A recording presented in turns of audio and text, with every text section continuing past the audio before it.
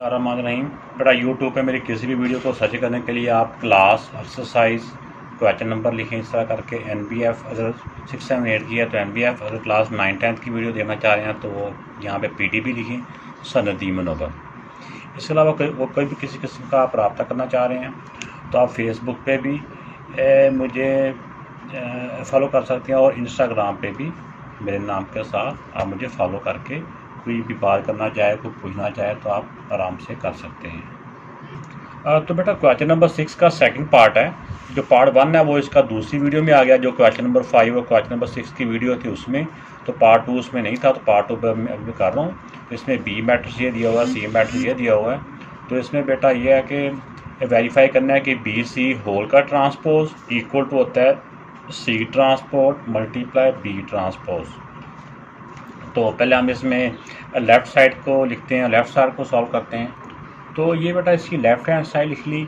अब हमें पता है कि जब कोई भी वैल्यू कोई ब्रैकेट के ऊपर हो तो पहले हमने ब्रैकेट के नीचे वाले को सॉल्व करना होता है। जैसे इसमें BC है तो पहले हमने BC को मल्टीप्लाई करना है, B मैट्रिक्स को C मैट्रिक्स से मल्टीप्लाई करना है, फिर ब्रैकेट के ऊपर जो कुछ भी होगा उसको हमने सॉल्व करना है। तो अब इसमें पहले इसको मल्टीप्लाई करते हैं, बाद में इसका ट्रांसपोज फाइंड करेंगे। तो अब बेटा इसको हम मल्टीप्लाई करेंगे। तो मल्टीप्लाई में हमें पता है कि पहले मैट्रिक्स का जो रो होती है और दूसरे मैट्रिक्स का कॉलम होता है वो आपस में मल्टीप्लाई होता है। तो इसमें ये होता है कि इस तरह करके एरो बना दें, ये इसकी टेल है, ये इसका हेड है। टेल को टेल के साथ मल्टीप्लाई करना होता है और हेड को हेड के साथ मल्टीप्लाई करना होता है। बाद बच्चे इसको लहदा मल्टीप्लाई साथ करके लिख देते हैं, लेकिन आप इसको डायरेक्ट भी मल्टीप्लाई कर दें तो गलत नहीं है। जिस तरह के ऐसे करके ये टेल वाले के साथ और ये हेड वाले के साथ मल्टीप्लाई होगा। देखें 1 को 2 से मल्टीप्लाई किया, 2 1 दा 2। अगर डिफरेंट साइन हो तो माइनस का साइन आता है। अब हेड वाले को हेड वाले के साथ मल्टीप्लाई करेंगे, 3 2 दा 6। सेम साइन हो तो प्लस का साइन आता है। एक लाइन के ऊपर जितने भी नंबर होते हैं ना उनको सारों को एक जगह पे हमने इकट्ठा करना होता है। तो अब बेटा ये पहला जो रो थी पहले कॉलम से मल्टीप्लाई हो गया। अब इसी वाली पहली रो को अब हम दूसरे वाले कॉलम से मल्टीप्लाई करते हैं। रूल वही है कि टेल को टेल वाले के साथ, हेड को हेड वाले के साथ। 1 6 दा 6 और 2 9 दा 18। तो डिफरेंट साइन हो तो माइनस का साइन आता है। मल्टीप्लाई में डिफरेंट साइन हो तो माइनस का साइन आता है, सेम साइन हो तो प्लस का साइन आता है। तो अब बेटा जब नीचे वाली रो को हम दोनों कॉलम से बारी बारी मल्टीप्लाई करेंगे तो नीचे वाली रो के जो आंसर आएंगे ना मल्टीप्लाई करने से वो नीचे आएंगे। तो पहले जब इस रो को जब पहले कॉलम के साथ मल्टीप्लाई करेंगे तो उसका आंसर इधर पहले आ जाएगा, और जब उसी रो को सेकंड कॉलम के साथ मल्टीप्लाई करेंगे तो उसका आंसर सेकंड कॉलम वाले लाइन में या रो में आ जाएगा। अब देखिए टेल को टेल के साथ 3 2 दा 6, सेम साइन हो तो प्लस का साइन। हेड को हेड के साथ 5 3 दा 15, डिफरेंट साइन हो तो माइनस का साइन। अब आगे आ जाएं। अब इसी रो को नेक्स्ट वाले कॉलम से जब मल्टीप्लाई करेंगे तो इसका आंसर भी नेक्स्ट आ जाएंगे। 3 6 दा 18, डिफरेंट साइन हो तो माइनस का साइन। अब 5 9 दा 45। अब देखो दोनों के सेम साइन है, सेम साइन होंगे तो प्लस का साइन आ जाएगा। अब इनको बेटा हम सॉल्व कर लेते हैं। प्लस माइनस में हमें पता है कि जब डिफरेंट साइन हो तो हमने माइनस करना होता है और अगर सेम साइन हो तो हमने प्लस करना होता है। प्लस माइनस का रूल यही है ना। तो और प्लस माइनस के आंसर के साथ हमेशा बड़े नंबर वाला साइन आता है। अब देखिए 6 से 2 माइनस किया 4, और बड़े नंबर का साइन आंसर का जो साइन है प्लस ही है, प्लस ना भी लिखे तो खैर है। और ये भी देखो डिफरेंट साइन है, ये प्लस है ये माइनस है। 18 से 6 माइनस किया तो 12, और आंसर के साथ साइन ग्रेटर नंबर वाला। इस तरह इसमें भी देखिए डिफरेंट साइन है, माइनस हो गया। 15 से 6 माइनस किया तो 9, और आंसर के साथ साइन आएगा ग्रेटर नंबर वाला। ये साइन इसका है, पहले साइन होता है बाद में नंबर होता है। अब देखिए बेटा इसमें दोनों के डिफरेंट साइन है, डिफरेंट साइन हो तो माइनस हो जाएगा।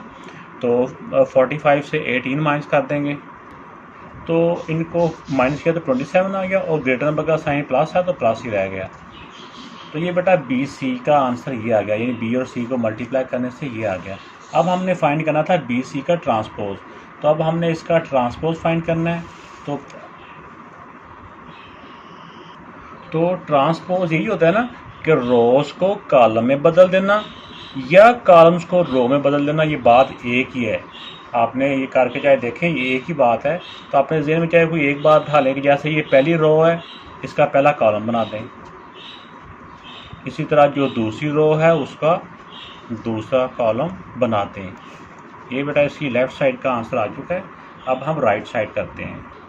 तो बेटा राइट साइड में देखें कि ये सी ट्रांसपोज और बी ट्रांसपोज है, फिर इनका मल्टीप्लाई है। तो जब अलग अलग ट्रांसपोज हो या कोई भी ऊपर फंक्शन दिया हो तो पहले हमने इनको अलग से सॉल्व करना है, इसको अलग से सॉल्व करना है, फिर इन दोनों को फर्दर इनका जो भी होगा वो करना होता है, ऑपरेशन कह लें, या यहाँ पे मल्टीप्लाई है तो यानी कि बाद में इनको हमने मल्टीप्लाई करना है। तो पहले हम यहाँ पे सी ट्रांसपोज और बी ट्रांसपोज फाइंड करते हैं। तो ये बेटा सी मैट्रिक्स हो गया। अब सी का ट्रांसपोज इधर कर लेते हैं, ये बी मैट्रिक्स मैंने सामने लिख लिया, और ये बी का ट्रांसपोज इधर लिख लेंगे। ट्रांसपोज क्या होता है? रो को कॉलम में बदलना। पहली रो को पहला कॉलम बना देना और दूसरी रो को दूसरा कॉलम बना देना।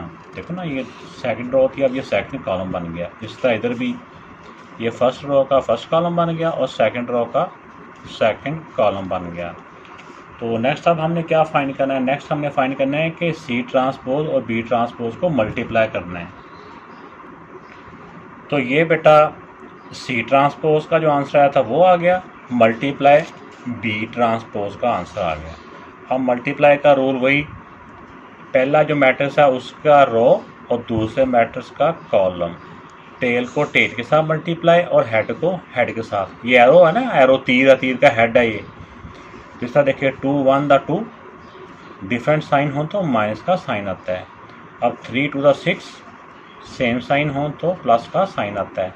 एक एरो के ऊपर जितने भी नंबर होते हैं ना, जब उनको मल्टीप्लाई करेंगे तो उनको इकट्ठे करके लिखना होता है, आपस में प्लस माइनस करना होता है, जो भी साइनों के मुताबिक होता है। अब उसी को नेक्स्ट वाले कॉलम के साथ मल्टीप्लाई करेंगे, उसी रो को।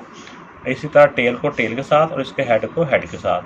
3 2 द 6, तो जब नेक्स्ट वाले कॉलम से मल्टीप्लाई करेंगे तो यहाँ पे गैप देंगे, उसकी वैल्यू अलग से आनी होती है।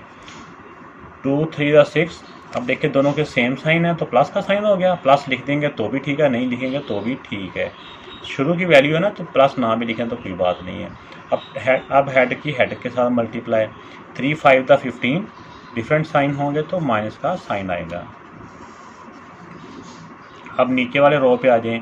नीचे वाली रो को जब मल्टीप्लाई करेंगे तो उसके आंसर भी नीचे आएंगे। अब इसको जब पहले कॉलम से मल्टीप्लाई किया तो टेल को टेल वाले के साथ 6 1 द 6 सेम साइन हो तो प्लस का साइन, 9 2 द 18 डिफरेंट साइन हो तो माइनस का साइन। अब इसी रो को नेक्स्ट वाले कॉलम से जब मल्टीप्लाई करेंगे तो उसका आंसर भी नेक्स्ट थोड़ा सा आएगा, बीच में गैप देंगे। 6 3 द 18 डिफरेंट साइन हो तो माइनस का साइन। इस तरह 9 5 द 45, देखो दोनों के सेम साइन है ना, ये भी माइनस है ये भी माइनस है, सेम साइन हो तो प्लस का साइन आता है। ये मल्टीप्लाई का रूल है। तो अब देखिए बेटा कि इनको अब हमने प्लस माइनस करना है। प्लस माइनस का रूल ये होता है कि सेम साइन हो तो हमने प्लस करना होता है, डिफरेंट साइन हो तो हमने माइनस करना होता है, और आंसर के साथ बड़े नंबर वाला साइन आना होता है। ये रूल है ना।